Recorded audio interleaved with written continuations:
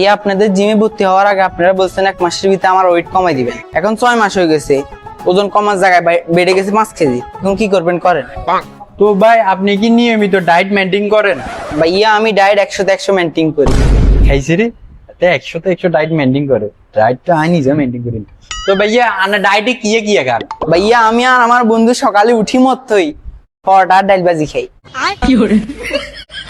ওরে ভাইয়া 12টা বেজ বেলা হলো হয়তো আরো সিঙ্গর এখন লাগে ভাইয়া আর গার্লফ্রেন্ডের লগে গেলে আর আদর করে ফুচকা খাবে আই ন খাই হারি নাই ভাইয়া এর 3 থালি ভাত না খেলে ঘুমিয়ে না।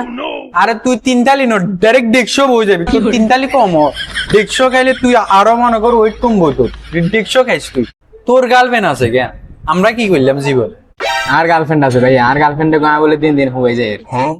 তঙ্গ মতন নিষ্পাপ হলা আঙ্গ জিমের ভবিষ্যৎ, জিমের অহংকার, জিমের বর্তমান প্রজন্ম তঙ্গরে দিয়ে শিখবো। তঙ্গর ডায়েট 100 তে 100 মেনটেন। তার মারা বাবা আমরা কি মেনটেন করি?